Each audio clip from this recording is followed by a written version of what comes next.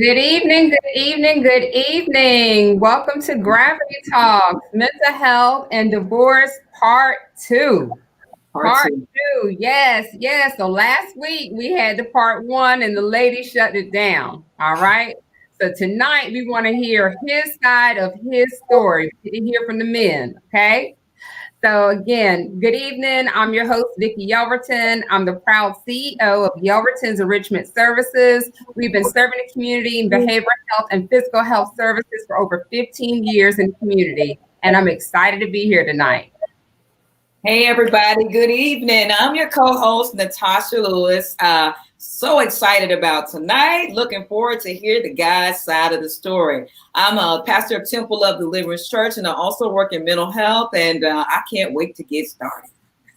Awesome, awesome. So without further ado, let's introduce our guest. So, Mr. Ramon, tell the people who you are and what you do. Hey, I'm Ramon Baptist. Right now I am in business for myself, moving and storage. The name of my business is Upgraded Moving and Storage out of Raleigh, North Carolina. I'm currently in Atlanta delivery, so forgive me for the ambiance, but I'm just a businessman, and I'm just looking forward to tonight and being able to speak to the mental health and also the men's side of the divorce issue. Yeah, I'm a father of 5 children, 2 sons, 3 daughters. I'm excited about them. I love them. They are the life of my love.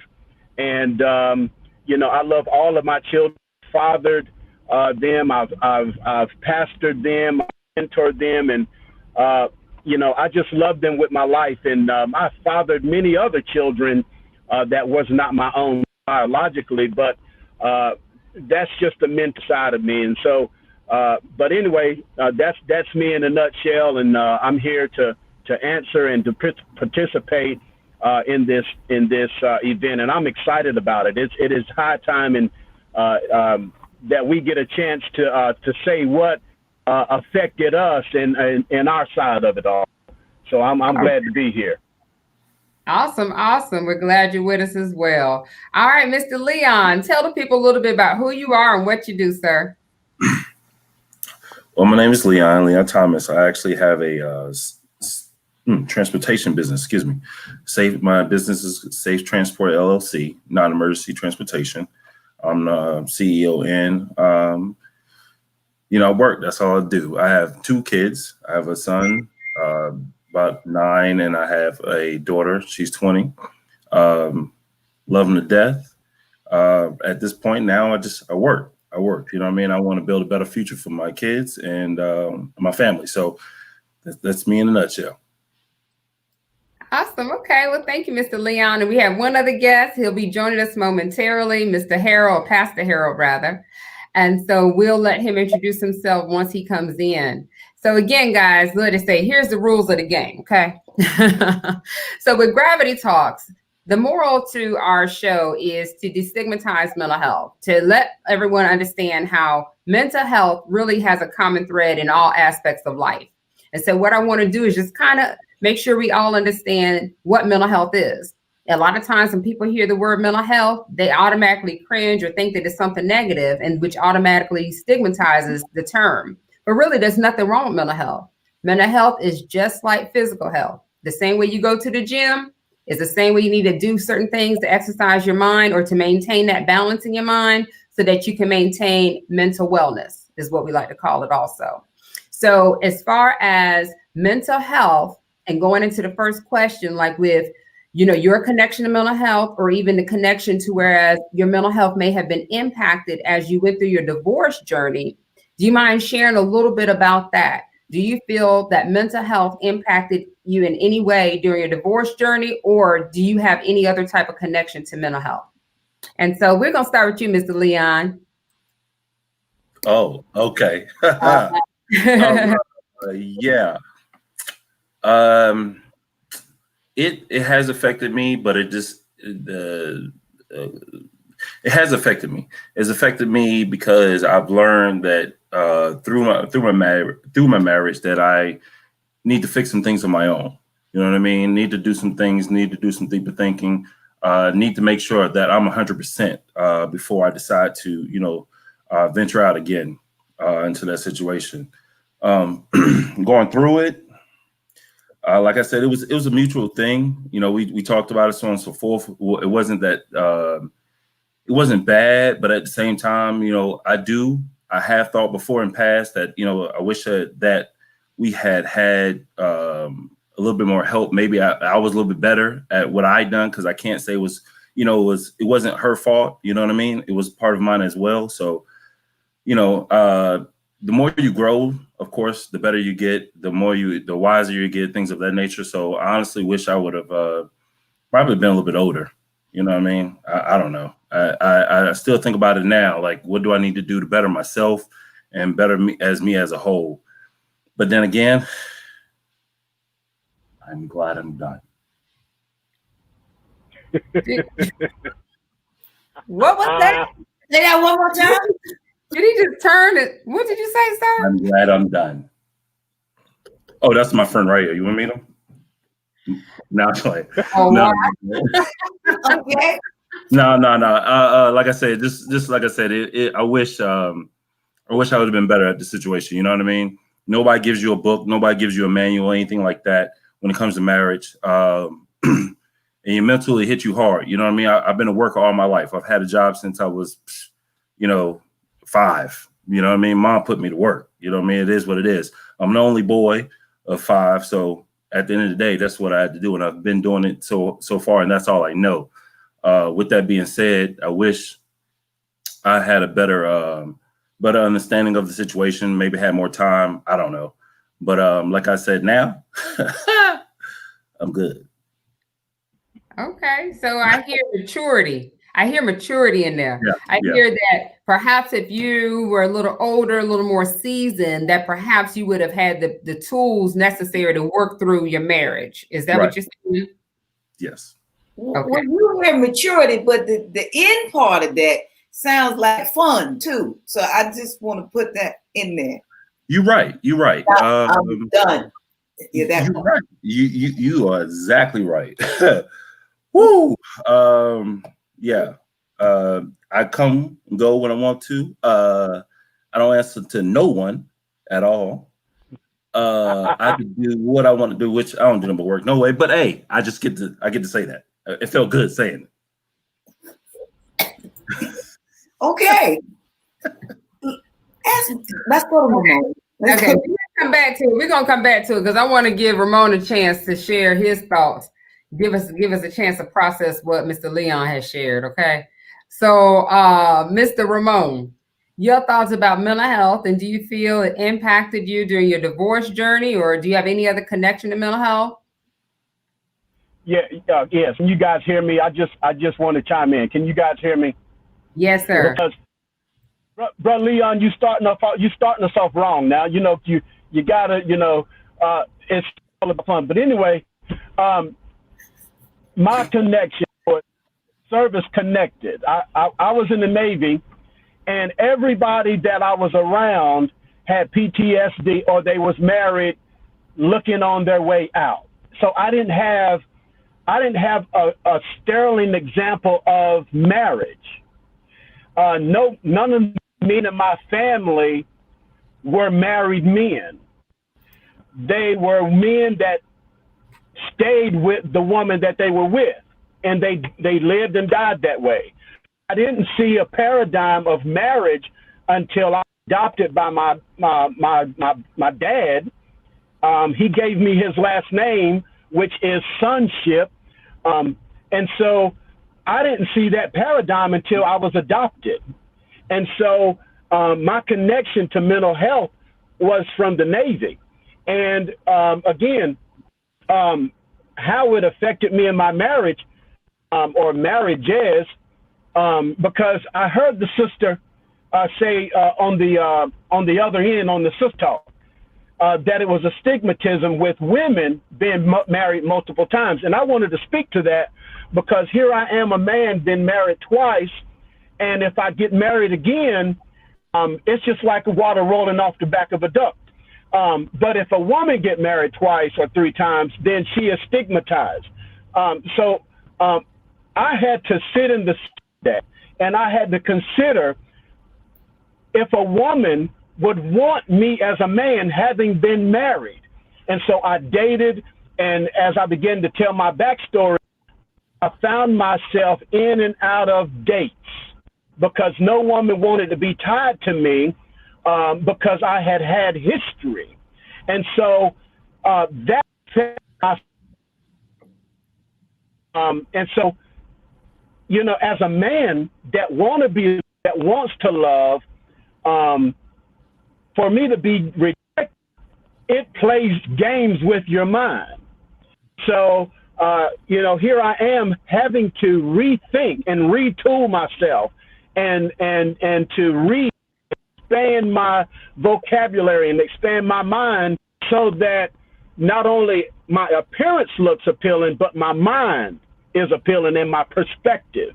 And so, as you are coming off the backdrop of divorce, you have to retool yourself. You have to reinvent yourself so that you can appeal to that woman that may not have the traction that you have, you know. And so that's me, you know, and I'm a work in progress. I work every day. I work on every day. You know, I'm reading. I'm always trying to better myself because, hey, you know, I don't want to be single. I don't want to be. I don't have the power to come home every day and then look at those four walls. I don't want to do that. That would be solid to me. So let me ask you something, and that's fair. I can appreciate your honesty. Because a lot of times, you know, it comes across as if it's easy for guys to just go ahead and remarry and things of that nature. But I heard you both say that, you know, you didn't really know. So in the experiences that you guys have had, can you now say that you could write a manual to help someone else to maintain a marriage?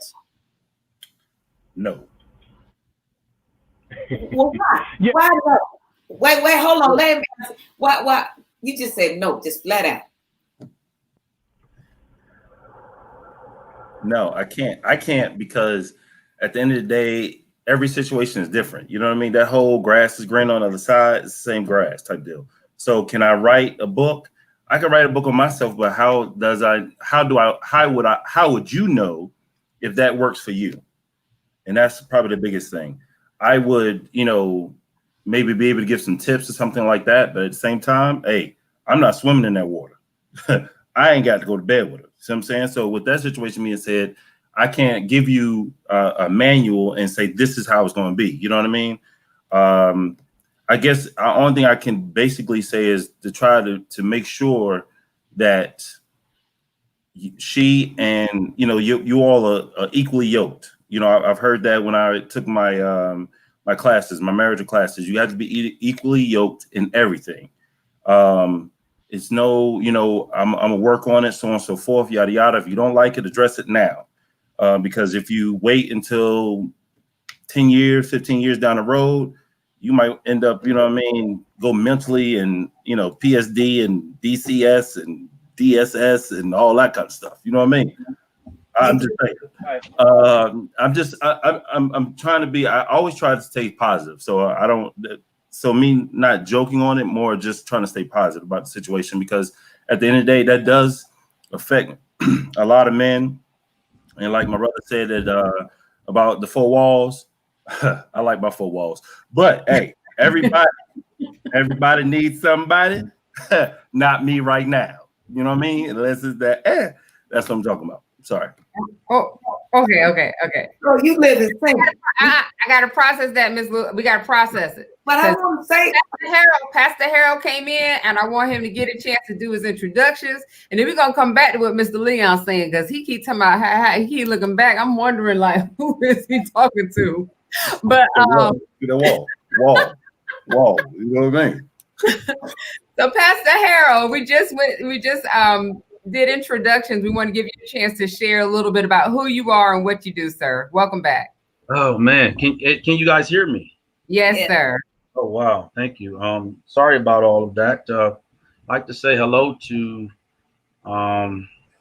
everyone. Let's see a little bit about me. I wish I had heard my brothers go ahead because I'm really coming in on this. So a little bit about me. My name is Harold Timberlake. My life is a life. Wow, it's a life. Hey, listen, ministry is what I know. Ministry is what I've done. Ministry is who I am. But there's a lot of things that I found out. I'm finding out. I'm learning. I'm understanding about myself in this new second half of my life. I'm 42 years old. Ministry is literally the path that I've been on for my life. But the wonderful thing that I'm learning now is I'm beginning to learn things about myself that I didn't necessarily know, because my entire focus has been ministry and people and making sure that I made attempts to walk this walk, but believe it or not, found out that in many cases didn't quite line up with a lot of things that was literally happening in my life. And because I thrust myself so much in the church, thrust myself so much into just wanting to, first of all, of course, please God. And but then I found myself also doing that with family and people as well. And you find yourself losing yourself. Okay. Been through 2 marriages. Found out when I began to go through and understand things about my life, begin to understand how that all worked. And I'm not going to get into that because I'm sure there's more questions, but I currently do a business named Divine Self Discoveries. December 2019, decided to take some time away from the pulpit, step down.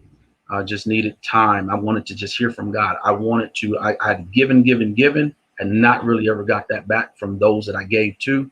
It was time just for me to hear, see, know, understand myself, life, me as a man, decisions made, wondering how that all came about. And so that's just a little bit about me. I have a business, Divine Self Discovery, where I do transformational mindset coaching. I always felt like, even after every time preaching in the pulpit, loving on people, always knew that even after all that preaching and all these services and all that, really people needed a lot of one-on-one time just to sit and talk. So that's just a little bit about me. Okay. Well, thank you, sir. Thank you for sharing. And then so we dove into the first question that had to do with mental health. And I kind of gave just a brief overview of what is mental health and how mental health, when you hear the term, it's automatically a stigma associated with it when it shouldn't be. It's just like physical health, right? Yeah. So what are your thoughts on, and this is what I already was able to ask the other gentleman, what are your thoughts about mental health, and perhaps how did that impact you during your divorce journey? Or do you have any connection or other understanding about mental health? Yeah, well, mental health is something that I think we very rarely discuss, especially in our culture, our family, even the church. A lot of mental health issues that we have deemed spiritual, or sometimes even being demonic, or you have a spirit, or the devil is doing something with you. And actually, people suffer with trauma from early stages of their life, things that they've never had an opportunity to deal with, things that happen to them at young ages, and places to where no one at these young ages helped them to talk through these things. And then if no one's talking to you about certain things about your life, how you're made to feel, then you're just kind of going along in life and not discussing what's really happening on the inside. And even for me, I can't talk about nobody else. For me, preaching, really, something about mental health. I say right now, I should have really never started preaching until about 40, 41, 42. I started at 16. My goodness. I mean, literally, there's so many things. Jesus started his ministry at 33. I started preaching at 16. I mean, but there's so many things that happen in our young ages that we really never discuss. And those things, we deal with those things mentally in our thinking and in our feelings and in our thoughts and in our emotions, especially as men. But what the thing is about men, one of the things that I've learned and begin to understand that we do a lot of cover up and suppressing. Mm-hmm. And this can really have this can really have a traumatic effect long term in your mental health and the decisions that you make. All type of partnerships, relationships, your work, it doesn't matter. All type of things until you can have conversations like this. That's why I commend you guys for doing this. Thank you, sir. Thank you. So over to you, Natasha. So, all right, guys, thank y'all so much for this good background information. Now it's time to talk about divorce. Okay, so first question of the night.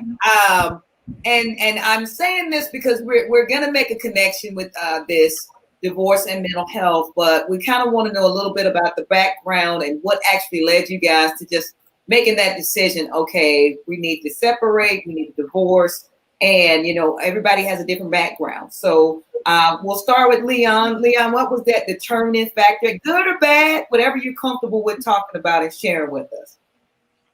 Determining factor. We just sat down and we was just basically, I guess, at the end of the day, going separate ways. And we sat down and we just started chopping it up. We just started talking and started realizing that the best situation, seeing the fact that we did have a child or children actually, because my daughter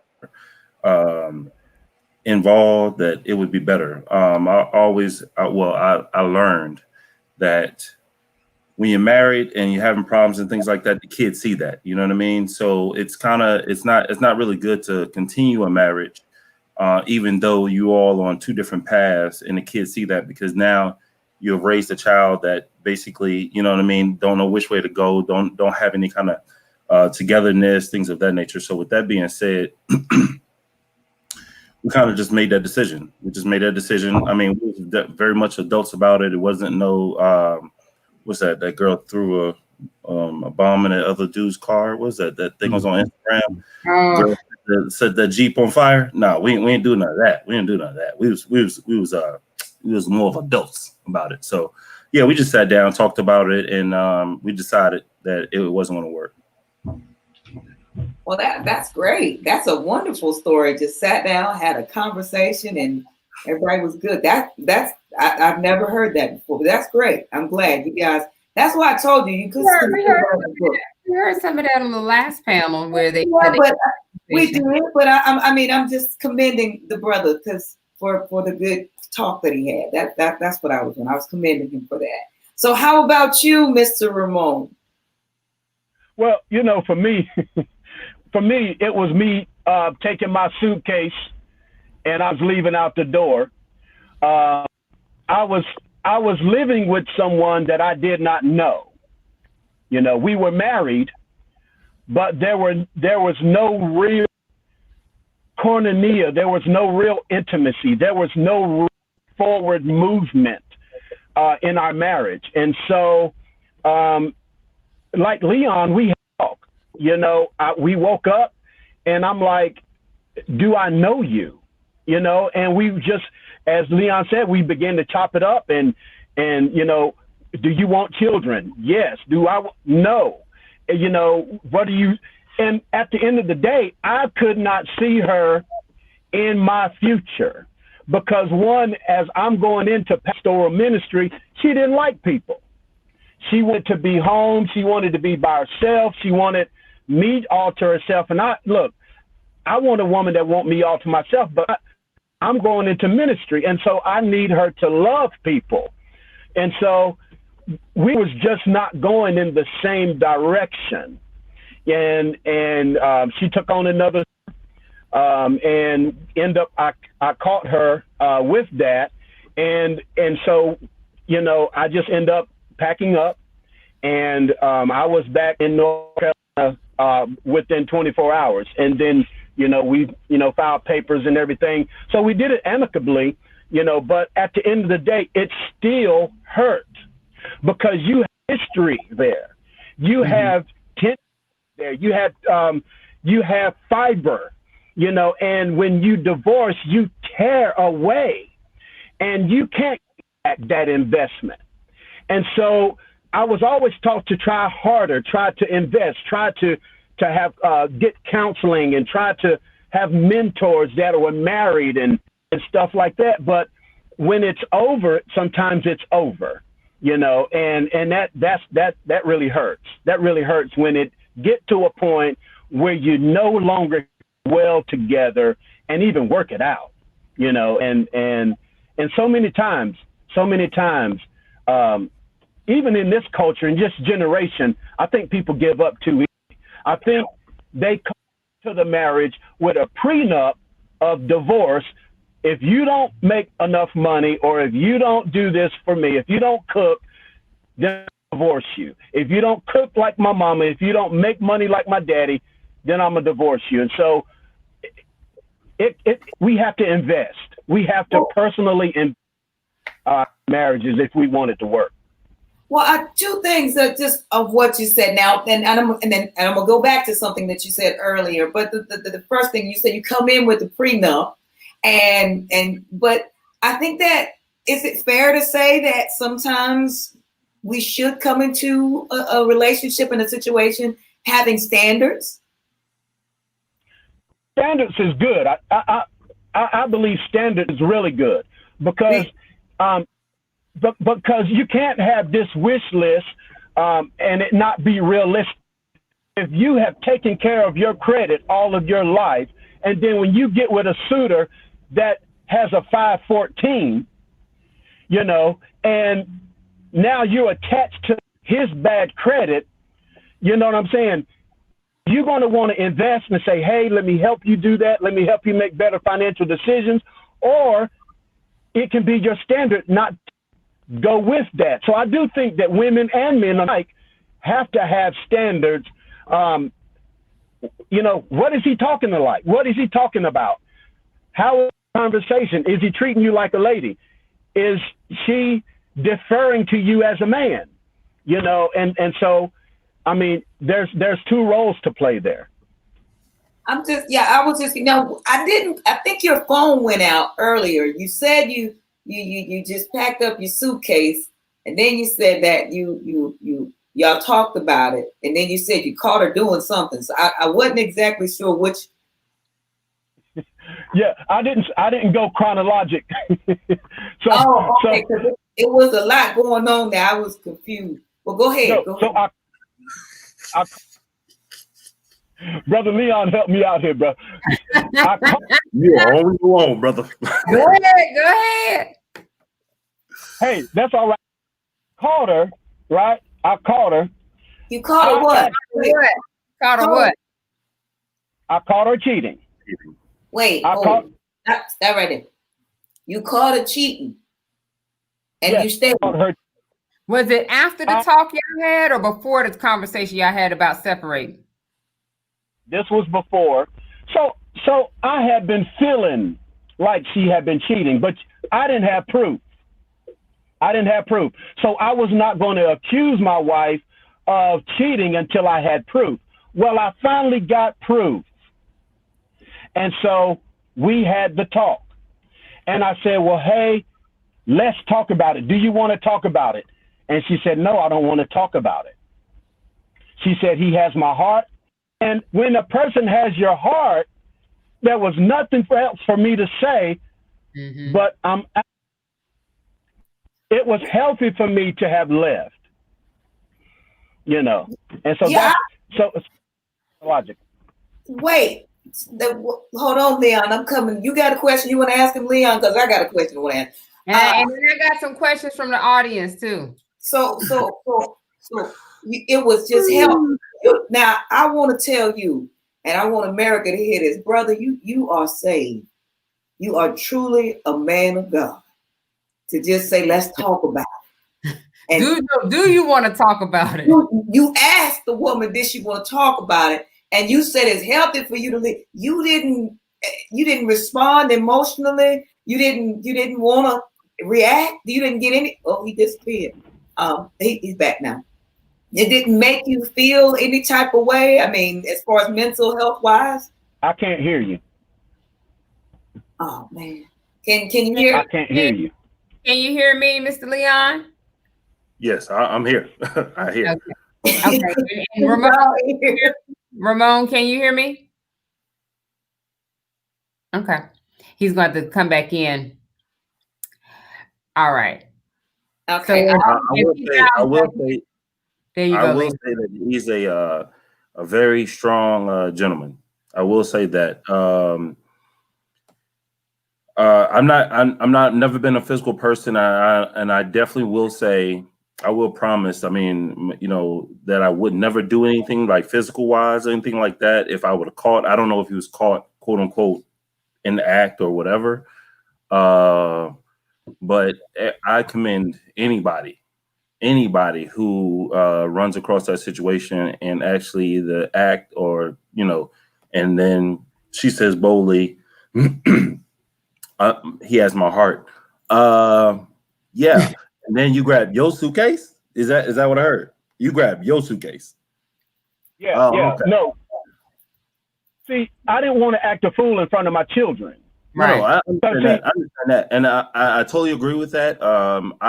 One thing I told my ex prior to us getting married, there's one of the situations where, you know, when we have disagreements, it could be disagreement of the child, depending on whoever is reprimanding the child, or even us, we take that to a separate room. You know what I mean? It's never a situation where, you know, you put that in front of the child's, you know, face, or can hear it, anything of that nature. So I totally agree with you on that.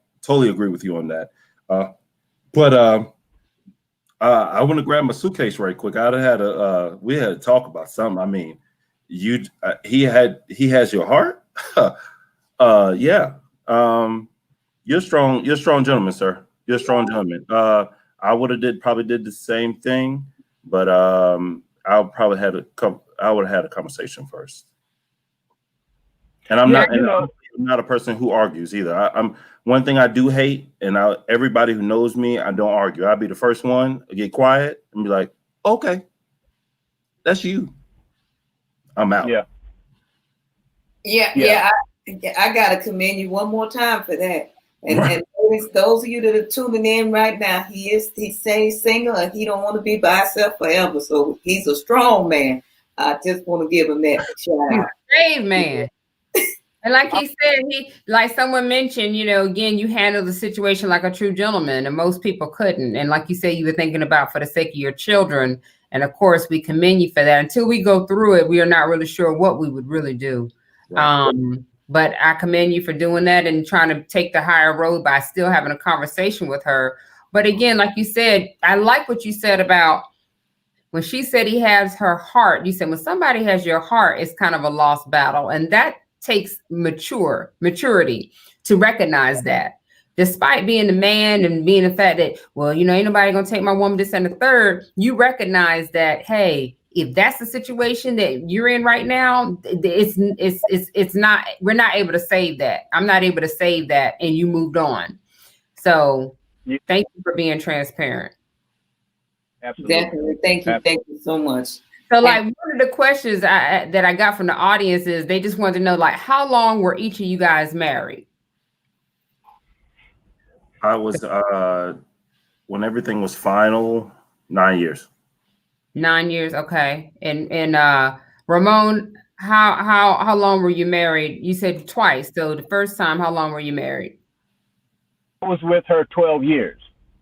The first wife. Oh, wife. Okay. Yes. And the second one was 4 years. Okay. So 16 years. Okay. And then how old were you all when you entered marriage? So 12, the first wife, 12 years into that marriage. How old were you when y'all got married? I was 20. I think I was 21. 21. Okay. And what about you, Leon? I think I was like 28, 27. 28. Okay. These were some questions from the audience. The inquiring minds wanted to know, how old were y'all and how long were y'all married? And at one point I just want to make, before I know Natasha wants to take us into another question, but one of the things you mentioned, Leon, was how you said maybe if I was a little more mature, not mature, but seasoned, or had some additional experience under your belt. I think that was something you mentioned earlier to that effect. And interesting enough, when we did the mental health and marriage segment, they talked about that. One couple, they were only married 3 years, but they had been married before. And so the second time around, they got married and they got married again. And then they got married again, not to the same person, but they got married and they were married for 3 years. And they recognize a lot of different things that they learned from being married before. And again, I think when we talk about being seasoned and level of maturity, and like you said, with your own business now you're in a space where you're like, okay, this is what I have on the table. And like you said, when you meet that match and they bring something to the table, I think it's that combination of things. Like you said, you're in a different space in your life right now. Right. Okay. And also, too, we'll add to. I apologize for interrupting. We only knew us. We got married on our year anniversary of talking. So we never really. I think we never really spent enough time. The whole getting to know girlfriend boyfriend type of situation, or couple, not really just boyfriend girlfriend, but like a couple before we just got married. I think it made for us, for me. I'll just state me. Maybe now that I think back on it, it could have been a little bit too soon. Okay. We appreciate that. So I want to ask this now. I know that, we're looking at the timing, we're looking at the age and not really having direct instructions on what to do. But do you think that sometimes it's just in the picking? The choosing. I don't want to say picking like we're picking apples, but the choosing. Do you guys think that sometimes you just choose, you just not bad, but just wrong? Like you thought you were looking for certain things, and then you realize, oh, I'm not even going to answer the question for you. I'm going to let y'all give me the answer. So. Well, I will say yes, yes, definitely, because I think sometimes depending on what state.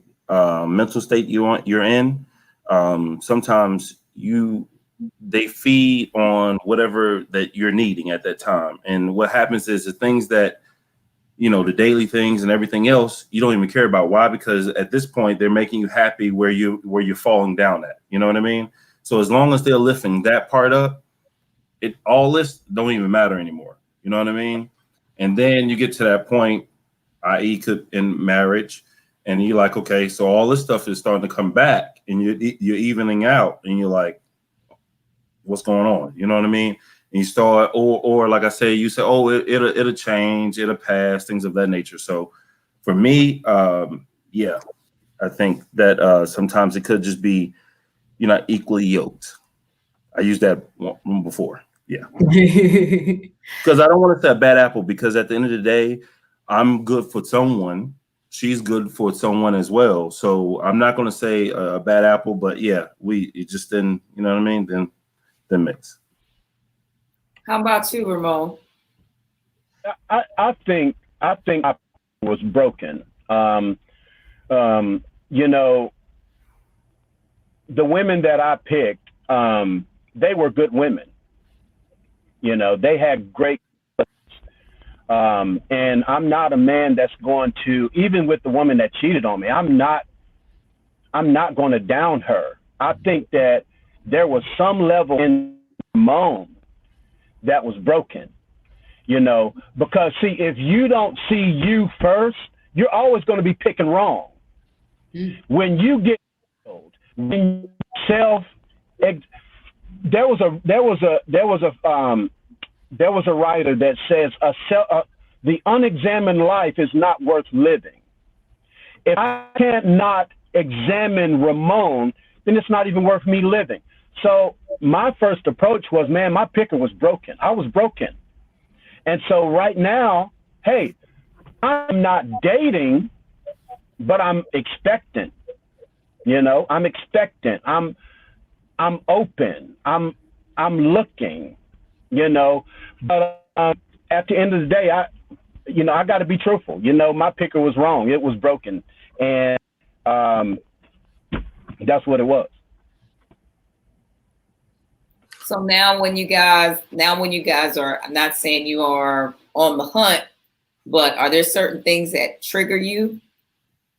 Like, so like, not saying from your picking in the past or however you want to answer that question, but are there some days you go, oh, nice to meet you, and you keep going? Like, tell us. Yeah, I mean, You go first, Lee? No, you go ahead. 'Cause you bringing it in, brother. You know what I mean? Well, no, I know I got my eye on somebody. You know what I'm saying? I got my eye on somebody, and I'm just waiting for her eyes to open. I'm gonna just say it like that. I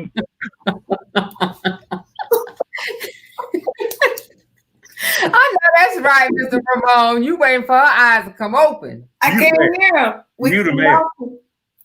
I'm gonna start walking around Ramon. Ramon. Be like, open up your eyes, girl. Open your eyes. You see me? You see me? You see I don't know what he's saying right now. He's saying he's going in too. Boy, go ahead. You hear me? No, we couldn't hear nothing you said. Hey, no, go ahead. You got it. Oh my God. See, this is a classic moment right here. So y'all missing all the good nuggets. But no, you know, I'm good. I'm a good man, and I know I'm a good man because I'm healed. I'm healed from the pain in my past. And so now my picker is on, you know, and so, you know, I'm just open. I'm just open to whatever God sends my way. Now, you know, she got to come right. But like I said, I got my eye on somebody.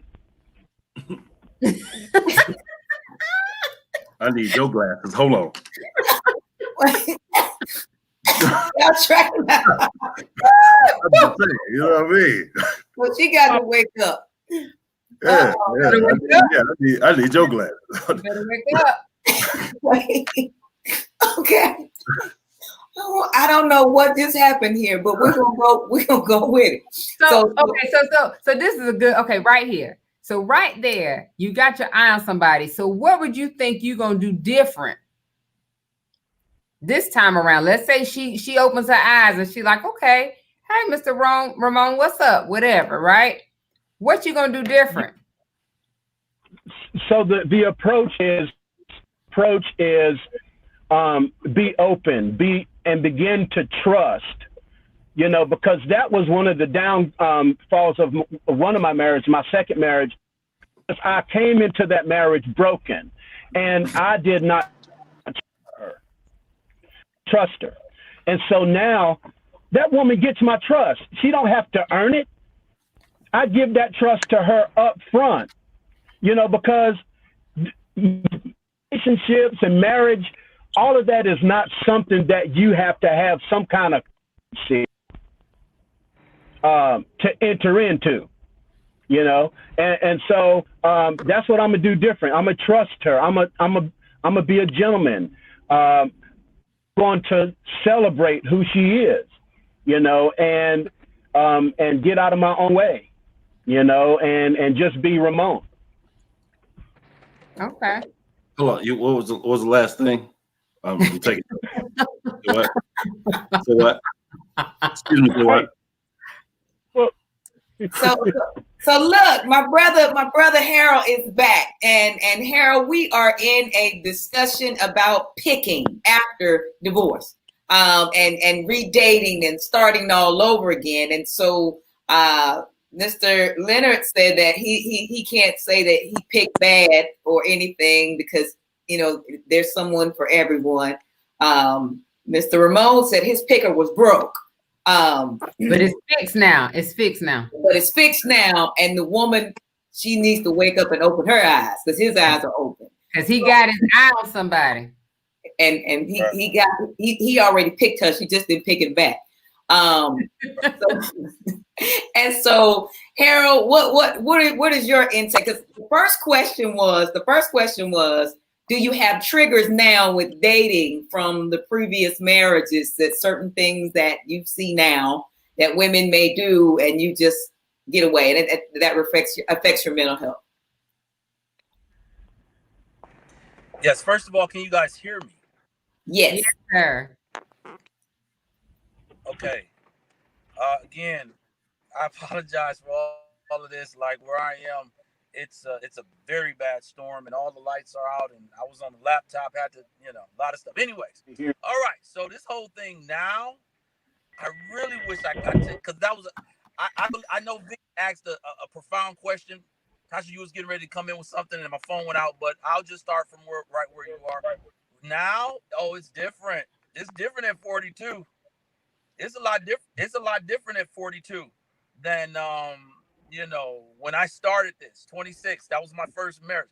So when I look at a person now, first of all, James Brown said something I think that everybody can appreciate. And anybody that knows anything about music, there are 4 beats to the measure. 1, 2, 3, 4 before you go to the next. James Brown would always hit it on the 1. Always. He would start on the 1. Now, I want to see a person without saying anything, what they will hit on the 1 without any prompt, without me telling them anything of what I like or what I'm looking for or any. I just want to see them, because I think the best thing that I could do now is just let people be who they are and see if I like them for them and not because of them trying to adjust to me for what they may think that I want them or desire them to be. You see, so that's number 1. I just want to see who they are. Because I found out you can't really change people at all. I mean, at 42 years old, I'm 42 years old, so I'm basically a made man. It's not that I will not adjust, but I really want to see who a person is and what they hit on the 1. Now, it's not to say they won't adjust. It's not to say that we can't grow together. It's not to say that there may not be compromise, but naturally, I want to see what they do on the 1, what they're going to do just naturally, who they are, because that'll show me a lot about them. Then we can work from there. I don't see things the same way. I believe that you can have a relationship and not fight, and not argue at all. Zero. Communication is the best thing. Now this is number 1 for me. I promise. This is really number 1. Besides the hitting it on the 1, the best thing for Harold Timberlake now is to find a friend. A friend. Absolutely. A friend. That's all I want. Give me a friend. Just let's be friends. Forget lovers. Forget how good your sex is. Forget all. Just give me a friend.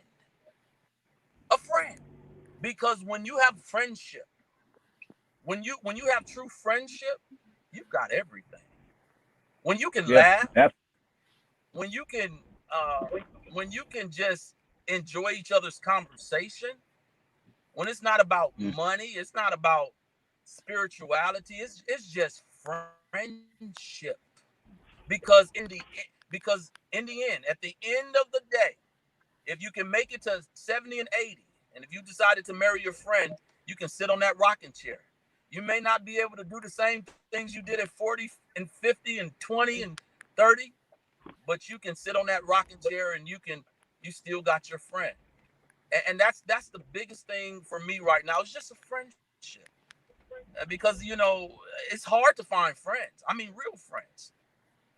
There's a lot of people that have said, how many people in your life have ever told you that I love you? You're this to me, you're that to me. But you don't even talk to them no more. Come on. But real friends, you still got those. It doesn't matter their gender. So I give me the friend. And I think we work everything else out after the friendship. And so that's awesome. That is beautiful. So was it like that before? Was it on the 1 and was it on the friendship before? Oh boy, what happened? I can hear you. You good? You can't hear me? He must have a powerful message. We can hear you. Can you hear us, Harold? We can hear you. We can hear you. He got a powerful message, and we rebuke that. See, every single time, boy, that message happens through the technology want to act up. But that's okay. We rebuke that. He gonna get that message out. And this is in tune with what the guys are sharing. Right now, we're making some headway, and the guys are being transparent, and that's what we want. Yes. And so I'm going to push the question now to Leon. Leon, you have triggers now. Yes. Everything. Give me an example. Give me more than everything. What you got? What you got? I mean, honestly, like the pastor was saying, he definitely had a strong nugget there. That whole just be you. You know, I have learned that, yes, you cannot change no one. You know what I mean? It doesn't even matter how much you'll say, I'm going to try to do this, I'm going to do better, just at the third. No, you're not. If she leaves panties on the floor when she get in the shower and don't pick them up, they're going to be there. They're going to be there tomorrow. They're going to be there next month. They're going to be there next year. You can't. So with that situation said, I think it's just looking at everything that's out there just looking at a person for who that person is and capitalize on that or learning them and seeing that can fit in your life. If someone, I'm looking for someone that's doing that's on the same level that I'm on or doing better. Why? Because that gives me a goal to keep climbing. And I love challenges. I live by those, you know what I mean? I love to tell somebody to tell me I can't do it. So that's my thing. So yes, I do have triggers, but those triggers, a lot of those triggers are definitely with being positive, being positive. Yeah. Just because I've had a lot of negativity in my life and you know, you go out, as soon as you step outside your doors, you know, it's negative. So even when I've had get-togethers at my house, parties, people drinking and stuff like that, yada, yada. But at the same time, if you can't be positive, if you're the one person who just drink or come in here and be negative, sir, you can see the door. Ma'am, you can see the door. I don't care who it is. Mm-hmm. Yeah. I like that. So I think that comes with maturity too. Again, that it seems like a common thread is maturity. Like Pastor Harold share, Ramon share, Leon share.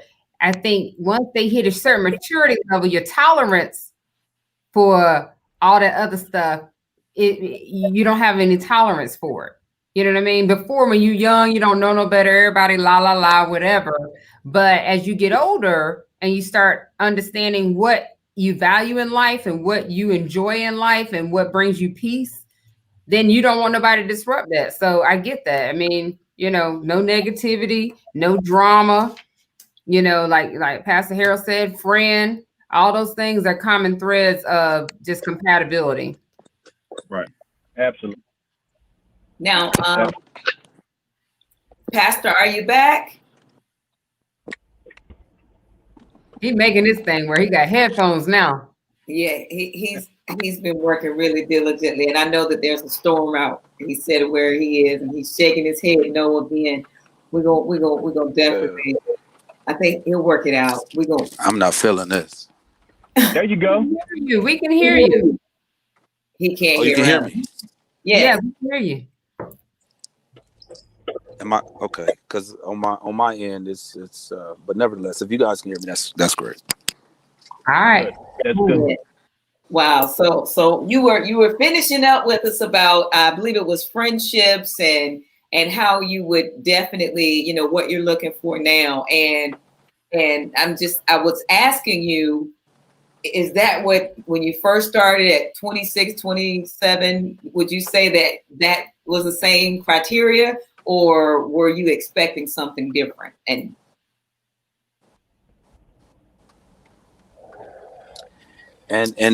Please forgive me. I'm trying to make out exactly what you're saying. I think you said something like at 27 was it the criteria? Again, everything is so choppy on my end. It's probably my phone. But did you say something about, was that the criteria then? For the first marriage, yes. Okay. No. Listen, this is the most amazing thing. this you know, people don't give us people, and I bet everybody can, especially these brothers, I'm sure they can identify, like, in this life we have to give people time, chance, opportunity to see, grow, glow, flow, because you don't know. We come here not knowing. We don't know. I didn't know. I'm a different person at 42. Pastor Tasha, you know me. I'm a different person at 42 than I was at 26. Than I was at 30, 32, 33, 34. I'm a different person. I was my mind was different. I was thinking on the left side of my brain. I since began to understand the other side of the other hemisphere of my thinking that we don't even use. I had to cross over. My God, I was just living on one side. Carnality, carnal. That's the only thing I've known. I mean, but how could I know anything different? You can't. And so when you begin to experience your life, and because there is no manual, I know we call the Bible, basic instructions before leaving earth, but there's really no manual to life. I'm being honest. And unless you have true mentorship to walk with you every single step of the way, every single step. And we don't. There's so many things that we go through and we don't really even talk to our own parents about, best friends about, mentors, professors. None of that's teachers. We don't. We keep a lot of things in. Am I a different person? Very much so. My thinking is different. The maturity I'm what you call, Harold Timberlake is what you call a late bloomer. I was just having this conversation with my frat brother when we went to DC to the march. We were talking about people we went to school with. And you know what I told him? I said, man, you know what? We were talking about people. I said, I would really like to get to know them over again. And the reason why I said that is because I said I'm a different person than I was then. Yeah. My thinking is different. The way I talk is the way I look, the way I time. Like, this is very important for me. The reason I don't want to miss this moment. I don't miss moments no more. I don't want to miss a moment. We may not get this moment back again. I could have just let this go. I could have just said, well, I missed that. And what? No, I don't want to miss this moment. I don't miss moments. So you implement that into your life personally, and then you think about somebody else. When you begin to find someone with that same ideology or that same idea, I don't want to miss moments. I don't want to miss time. I want to, because I understand time is fleeting. And I know my date of birth, but I don't know my date of death. So since I don't know my date of death, I need to make the most, the best of the moment right then, because that could be it. So therefore, why would I want to waste my time spending time with someone doing something that long term I can't even see myself with or doing? And why would I want to hurt someone knowing that the universal law and also the biblical law is that comes back on me? I don't want to do that. And I've done that.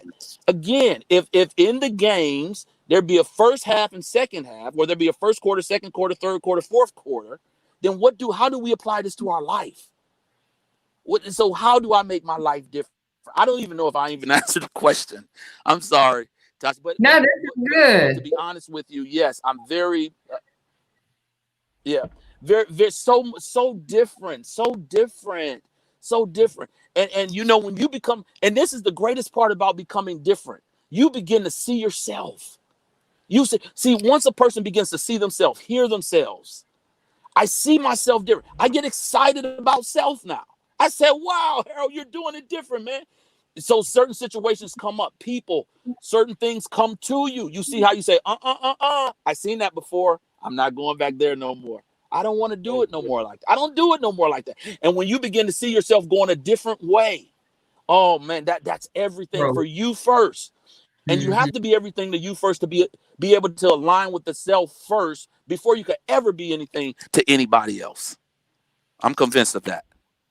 So that is awesome. And I'm gonna ask another question, because that's what I do all day long, ask questions. So do you feel, and I'm getting this, but I just want to make sure, but do you feel as if because you weren't 100%, that there's a level of grace that's needed in what happened in the past in previous relationships? Because the level of expectation people are expecting folks to make the first marriage and to stay together and things of that nature. But in all honesty, how was it going to happen when you weren't a whole person yet?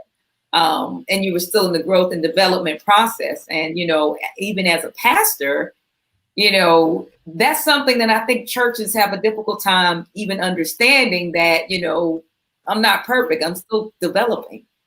And so my question is, why did you get married so young? Why? Oh my! Hey, thank you for asking $1 million question. You know I got married so young. You know I really got married so young because I did not want to be a hypocrite. That's why. What you were doing? I didn't want to. Listen. What do I mean by that? Oh, I'm gonna tell you. You want to know what I mean by that? Here we go. I can tell you what I mean by that. Okay. Listen. Oh, here we go. Get ready. Listen, I did not listen. First of all, let me tell the truth. Okay, this is the truth. What I began to understand about my life when I went through what I call, now the church doesn't know this term, but this is a new term that I think that everybody should get to know. What I call the dark night of the soul. I related to the scripture where it says, yea, though I walk through the valley of the shadow of death and I fear no evil. I also relate the word death of the death of the self dying before we actually physically die, because in this life there are things that have to die to be shed off. When I went through that part, the valleys of the shadow, let's just stop right there. I begin to see my shadow self, right? In my shadow self, I had to go back, right? I began to have sex really early in life. Okay, it was comfort sex. I started really early as a ninth grader. As a ninth grader, I started what I would call, I know now, is comfort sex. Well, comfort sex really followed me into my life, but I didn't identify as that. Well, I started preaching at 16. Okay, I started having sex early, so that means that just kind of kept going. Well, in ministry, you can't be sexing and preaching. So, but the thing is that not married, I'm talking about. Okay. Not being married, sexing and preaching. I'm sorry. Okay, let me figure. But and so the thing is, and so I'm like, look, I don't want to be this dude. All of my family, preachers, both sides, ministers, pastors, I have cousins that come out of preaching, but they also talk about preachers too. Hypocrite, crooked, this, that. I was like, but I'm that. And I used to ask myself, like, yo, I don't want to be that. I don't want to be that dude. So let me go ahead and get married. Because I want to make sure I'm doing, you see what I want to make sure I'm doing it right. But was I doing myself some form of justice? Absolutely not. Absolutely. Because I wasn't ready. I wasn't mature. I didn't even know myself at 26. Had nothing to do with my first marriage. Beautiful person. Beautiful spirit, beautiful mind. I wasn't ready. I didn't tell her that. I did wrong by her by doing that because I didn't know myself. And I had people to say, "Hey, wait a minute. If you're not ready, you shouldn't do that. You shouldn't do that." But guess what? I said, you know who I chose? I chose the church. I chose the church over my well-being because I wanted to do this for God. I wanted to be this in front of people, but I wasn't doing that because you can be in a marriage, have the whatever you did it for. It doesn't matter if it's for money, for sex, because of a child out of wedlock or any of that. But you can be doing all of those things and still be in a worse situation than you were before because there's something that's missing. There's still something that's missing because you have not come into alignment with why you're doing or who you actually are, number one, or why you did what you did, because you're not conscious. So there must be an awareness, especially with men. If we're visionaries or supposed to be visionaries, but guess what? My vision was not fine-tuned. I couldn't see. I didn't know myself. So this is one of the reasons and so I begin to understand it as comfort sex. And this is one of the things. See, men have these different vices that we never talk about. Okay, For one man, it may be this. For one man, it may be that. For one man, it may be something else. Now, this is what I found out the true deliverance is, even in the church, when you can begin to talk about how it is that you are or you were in front, out loud, in public. So I'm not afraid because I came into alignment. This is what helps you to see, not nobody else. It doesn't matter what anybody else said. Who cares? But when you come into alignment with yourself and you begin to know, then you can talk about it and you can begin to state it out front. Because once the exposure happens, this is what I found out through the dark night when I saw the shadow self. When the exposure happens, Jesus said, when you practice a single eye, the eye comes open and the light, the body is then full of light. So then you can let your light so shine. But I couldn't let my light shine and be who I was if there was so much darkness, if I could not see with the eye not being open. And I'm talking about the pineal gland. So this is what I began to find out and understand about myself, that, and I had to come into alignment with that of myself. And so every man, there must be, in order to enter into the area of mastery of a certain, it must be, discipline is the mastery of a man. When a man becomes disciplined in his flesh, it doesn't matter what it is. Doesn't have to be that, could be something else, but it doesn't matter. It's just discipline in general. One of the carnal sin for the church is sex. I don't know why, because it's the greatest thing on earth. But it's the carnal sin for the church for some reason. Yet it's the best thing that rebirths all of us. You see what I'm saying? And we love it. Well, some people do, but some people don't. That's just because they ain't doing it right. But anyways. Let me stop. But nevertheless, I begin to find that out. And when I found that out, when I begin to find that out and come into alignment with myself, it changed my entire existence. Okay. I'm not going to even repeat the last part of what you said. I'm just going to ask, Leon, why'd you get married so young?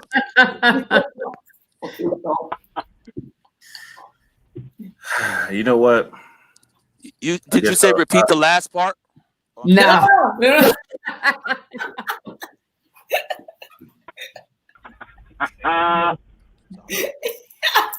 You good? I'm not being too graphic. Sorry.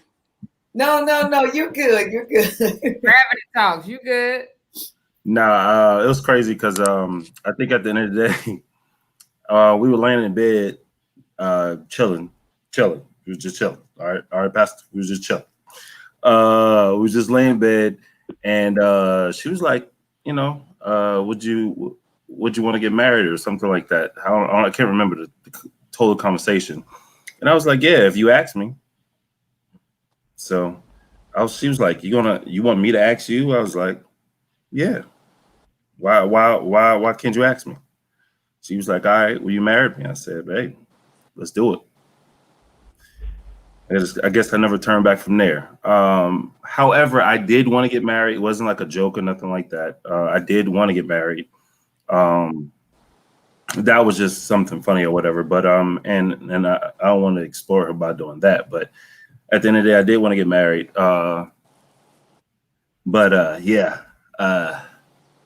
It was definitely flesh. It was definitely emotional. A lot of those things had took place, and I kind of didn't see, like I was speaking to you earlier about everything else. You know what I mean? At that point, what I was going through some things and so on and so forth. So, and she was there for me. She was definitely there for me, even to this day. You know what I mean? I'm pretty sure if I was to call her and say, look, I want to talk about something, she's definitely that person.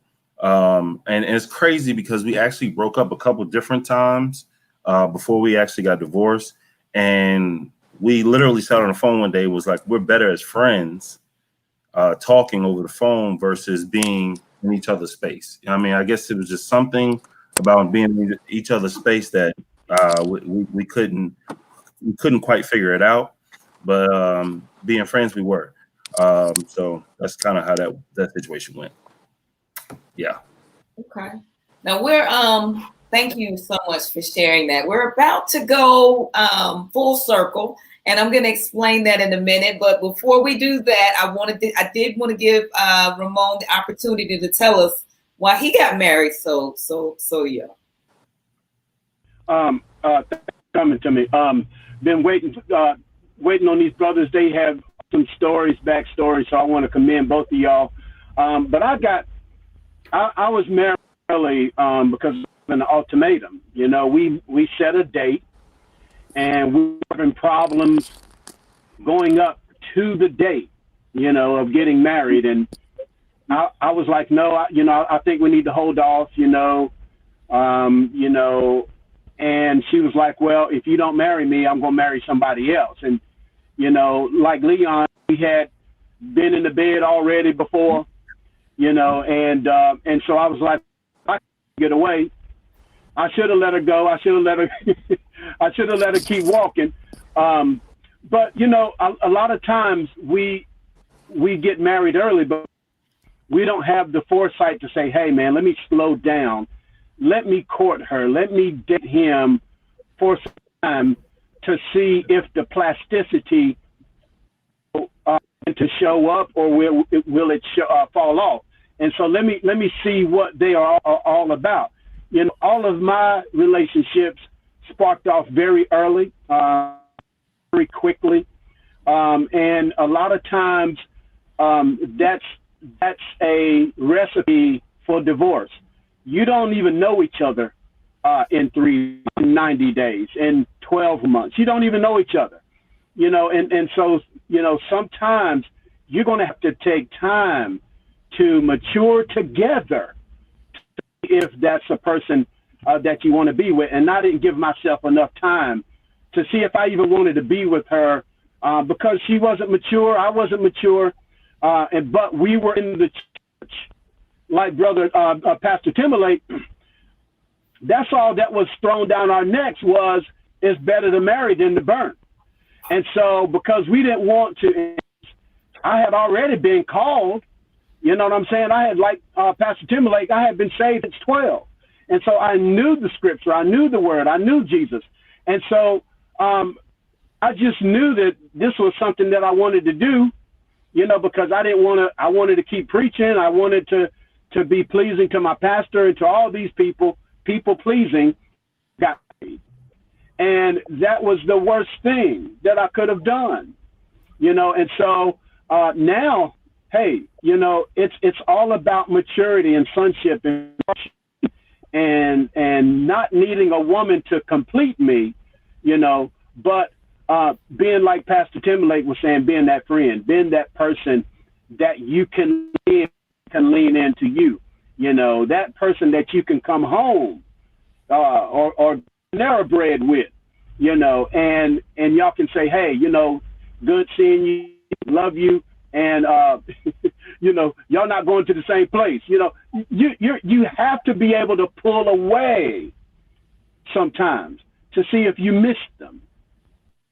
You got to pull away to see if, man, I can't wait to see her again. You know, I can't wait to hear his voice. So I got married really, really early in both of them. Even though I was a mature man my second time around, I still got married too early because I was broken. I was hurt. I did a terrible injustice to my ex. I will do that again. Thank you so much for sharing. Well, I'm going to say this, and Vicky, you can correct me if I'm wrong, but I think we're going to do an episode, Sex in the Church. I really think that, and mental health, we're going to pull that together because the preachers, I'm telling you, what'd you say, Ramon? Thank you for that, because I got... What were you going to say, Harold? Was that to me? I'm sorry, y'all. It's hard for me to. Oh no, I was saying that we're gonna do an episode. We not tomorrow, but our next episode is gonna be church, sex, and mental health, because we got to talk about it. It's all over the church. It is. So we gonna do that. But yeah. In our full circle moment is their last opportunity to give some information to share, and it sounds like there's a common thread today of development, personal development, and growth and maturity for each and every one of us, and learning who we are. And in order for us to know what we really need, we first have to identify who we are. And that's not something that happens overnight. That's not something that typically happens all the way in our 20s or even in our 30s. So it takes time to get to those places. And I think that, we have some seasoned gentlemen that have both been married twice, and Mr. Leon, he's on round one, and we may get to round two. Right now, he's throwing fishing poles and got an imaginary friend right now. Right. Think about that. Which has all been wonderful and great. But in our closing statement today, this has been an awesome topic about divorce. And so in our full circle moment, we want you guys to know that you get the opportunity to leave a last closing remark or statement to people that are watching in regards to divorce, in regards to whether or not you plan on remarrying, and what are your takeaways about getting help or starting off early if you're considering divorce. So just basically a level of support for someone that may be considering divorce, or how did you cope with or deal with overcoming your divorce? I will say on my behalf, if you're thinking about anything like that, please, for yourself, for your mental, just do everything you can. So if that situation happened and you go through the divorce, you're confident in your soul, your heart, everything, that you've done all you can.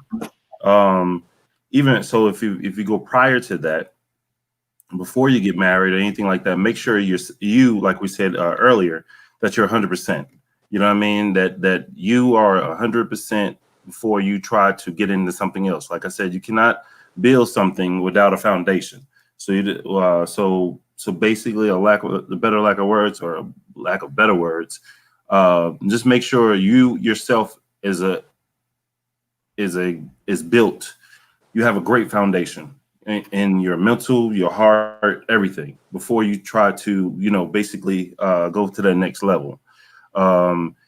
If you're being divorced, once again, the guys can shed more light on you on the next go round. Me personally, I'm working on myself. Right now I got my business is going. I have my kids, things of that nature. So I'm trying to level that out, build that foundation back up before I even try to jump out there and want to get married or anything like that again.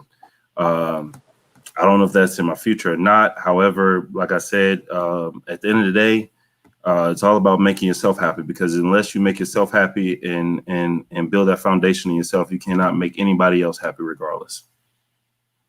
Thank you. Thank you so much. Thank you so much for sharing. And I think that I see the growth and the development that is already happening right now. How about you, Harold? Okay, and please forgive me.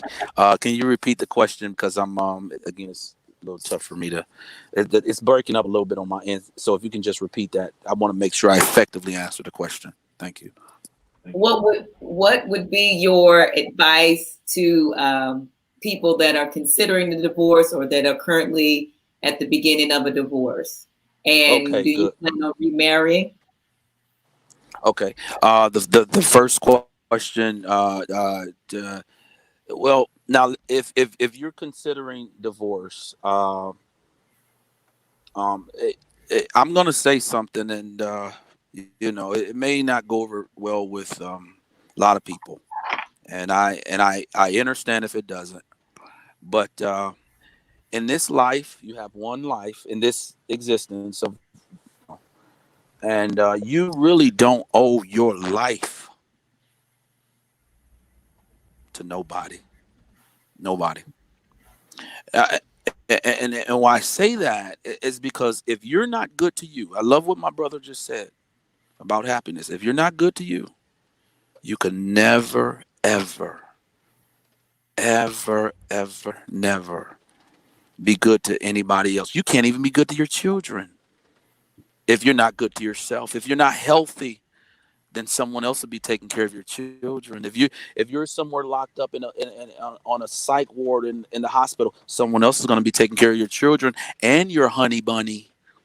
And the reason why I said that is because if you're considering divorce, you had to get there some type of way. And if you got there, if you are on the brink of divorce and you know that that's not where you should be, Don't do that to yourself, and don't do that to someone else. And what I'm saying is that you should never be in a place of unhappiness in your life, because literally the energy in that, it begins to open you up to different things in your body, in your mind, attacks, sicknesses, because you're so open and hurt and pain, and these things are tying to other things, and it's literally opening you up, and it causes you to do things that you wouldn't even normally do. Not now you could be, it could cause you to eat more. Okay, it could cause you to go out and do things that you, again, hook up with people that you wouldn't even normally do, just to offset what it is that you're feeling on the inside. Why would anybody want to do that to themselves? You're dying inside. And so what happens is, it's like an implosion. Okay, so you implode from the inside. No one sees it. Someone asks how you're doing, you'll lie and say I'm doing fine, but actually you're dying. And when you get around people that you really love, the only thing you're going to talk about, and you don't even realize it, the only thing you're going to talk about is on how unhappy you really are, what this person is doing to you, that's the only conversation. And you don't become aware of it until you get out of it. It's so amazing. It happened to me. That's how I know. And so if you're thinking about it, hey, listen, go ahead and do what you need to do for yourself, for your own mental, because you know what? Nobody's not going to take care of you like you're going to take care of you. And I'm going to love me first. Even this beautiful little girl, I'm first. She's second. I'm first. The reason why I'm first, so I can be everything for her. And I want to be everything for her. But I can never be everything for her if I don't first focus on me, my mind, my heart, my happiness, my health, so I can be everything for her. People, a lot of times you hear people say, well, I put this person first. I put my children first. Well, I think that's dangerous. Put you first. What do they say when we get on the plane?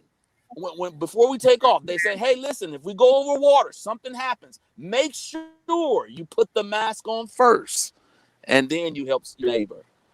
So to your other question, would I think about doing it again? Of course. I think I'm at my best place.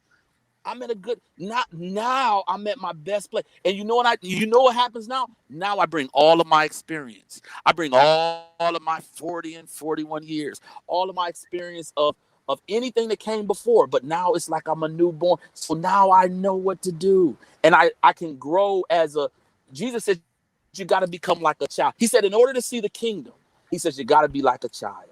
Matthew 18:3. He says you got to be like a child. So I start all over again. I'm reborn. So I find a person and I say, hey, listen, this is my past. This is what I did. I'll show you all of it. But guess what? I'm a newborn babe. Let's do this thing together. Let's try. Teach me. I mean, we'll work it out together. I don't know. I never got it right. One of the first things that if I meet somebody, I say, I'll tell you something. I never really got it right. Doesn't that scare you? Doesn't that scare you real good? I never got it right. But you know what? It might be you that we walk this thing out together. Because, see, that's the born again process. So in a relationship, that's what you want. You want to start fresh and new and to be able to talk about your old stuff. So would I do it again? I look forward to it. But just like my brother said, I'm not ready right now. No, I got stuff to do. I'm just rebuilding my life. Trust me, my whole life has been one way, and my whole second half it'll probably be another way, but I yet bring my experience. So I'm just trying to figure this thing out, even at 42, and I'm not scared to say that. And because this is where life gets really good, when you can really talk about what's happened before, but where you are now.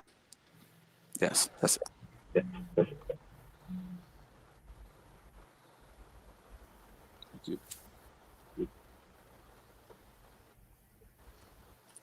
Am I supposed to say something else? Thank you.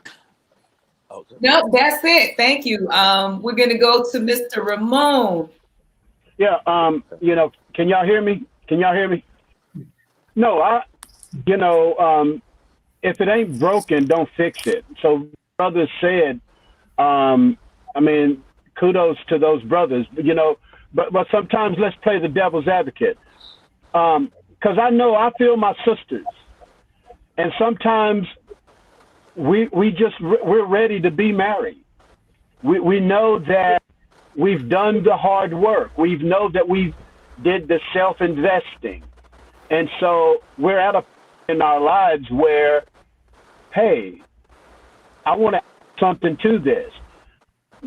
One of my great singers sung a song or made a song called, her name was Lettucey. She said, what are you going to add to me? You know, so are we at a point in our lives where when I get with you, can you add something to me? And I would ask that, you know, everybody ponder that when you're going into your day, going into your marriage, your next marriage or your first marriage, what are they going to add to your lives? You know, and if you are, like the brothers were saying, if you are pondering divorce, counseling, you know, reach out to a mentor, reach out to somebody that can critique what it is that caused the blockage. You know what I'm saying? If it's a physical assault, then I would say run for your life. But if he has PTSD or if he have a mental, a lot of times that can be helped. And that's why we're on this event now, because we do have specialists that can diagnose that and save the relationship. Because I don't think that people go into marriage to be divorced. I just think that sometimes we just don't know how to be married. So, and we allowing ourselves to go through divorce. So get some help. That's what this whole thing is about. You know, you have talked to 3 different gentlemen that are wrong. But now we're entering into stages in our lives where, hey, we're making strides and we're getting it right. You know, so, but we didn't do that on our own, you know, and we're going to continue to get help because, hey, that's what duplication is all about. It's getting help, enforcing the positives, and, hey, learning from the negatives. You know, so, hey, you know, my line is open. I don't want to date nobody, but if you need some mentorship, some wisdom, you can hit me up. You said you had your eyes on somebody, though. Hey, that's all. He didn't say that. He did. Open. Her eyes ain't open. Oh, that's right. The glasses. Right. I got you. Okay.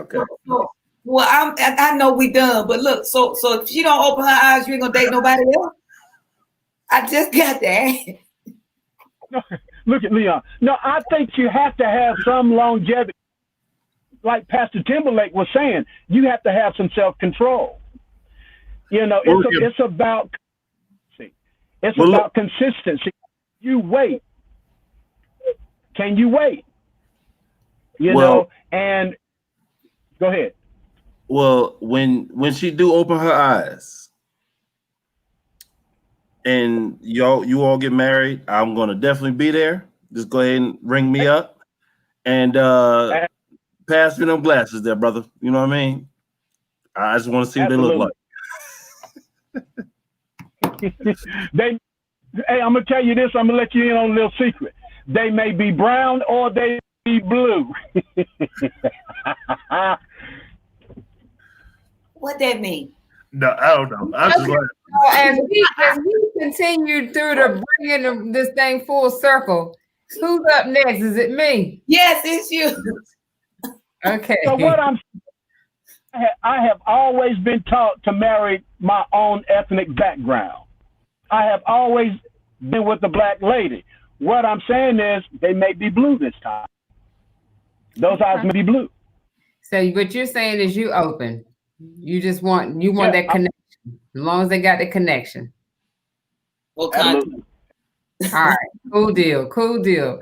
So my full circle moment is, again, just thanking you guys for being transparent and coming on tonight. You know, again, last week we had the ladies and they shared their side of their story about their divorce journey. And they couldn't wait. We couldn't wait to get the guys up here because we knew y'all had a word to share. And every time that word get good is when technology want to act up. And so we know that was the case tonight. But through it all, I'm glad that we were able to still get our messages across and you all were able to get to people what they wanted. They wanted to hear from y'all. They wanted to hear the real. And I know we just scratched the surface. Y'all really couldn't get into it like y'all wanted to, because I know y'all have a little bit more y'all want to share, but that would definitely warrant another part to this conversation.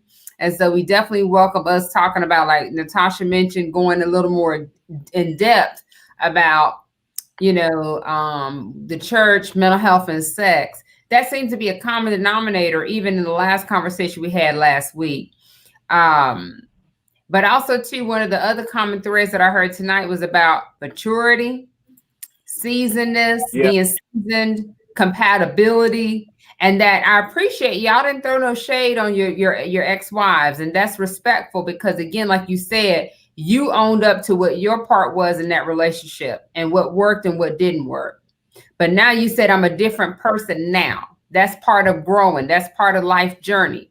And so now you bring something a little different to the table. And so now, again, at your own time, you'll be ready when you meet that other special someone. I'm blessed. My husband and I have been married about 13 years now. And so these talks are helpful because, he's a man. I'm a woman, so I need to hear from other men, kind of like, what are some things that, again, as a wife, what can I continue to do to support him and support our marriage? So last week's conversation, this week's conversation was right on point. So I appreciate you guys taking the time out tonight. Thank you. Thank you, guys. And in closing, just want to say thank you all, brothers. Y'all, my brothers. Love you all so much dearly. And just to let you know, it's always good to hear, as I shared last week, that I am divorced as well. And so to hear another man's side of the story as it relates to divorce, because a lot of times when you're in it and you've gone through it, you can point the finger all day long, but internally you still internalize some things that you take and you walk with them as if you did that and that certain things are still your fault. So just to hear you guys be transparent and talk about things is always refreshing. And it also helps to bring clarity, not just for me, but for those that are viewing as well. So we pray that when we come back, that you guys will be willing to come back and talk with us just a little bit more. Each round goes deeper and deeper. And so we definitely hope that you guys will be willing to have a further discussion. And it's going to be more topic specific related, not just divorce as a whole, but we're going to go deeper into a specific area of divorce and a specific title. So we're hoping that you guys can participate. But again, we say thank you. We want to invite you guys to join us back at 9:00. We have a special guest that we're going to be talking to for the after talk discussion. It's going to be right back on Facebook Live. They're going to be discussing what they thought of the panel tonight, and as well as their intake and input on mental health and divorce. And so that's going to be tonight at 9:00, and then on next Monday night, the 7th on the 14th. We are on vacation on the 7th. That's right. We are on vacation on the 7th, and so on the 14th we're going to resume. And we are going to. Do we tell them the topic now, or do we tell them the topic later? You can tell them the topic now. Sure. Okay, you go ahead and tell them. Mental health and first ladies. So it'd be a Gravity Talks featuring some of our finest first ladies in the area.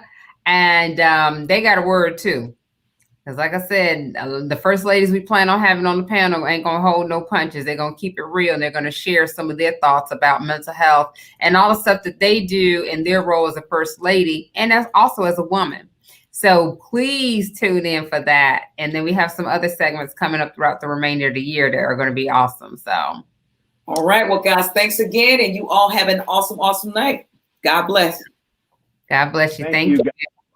Good night. Y'all have a good night.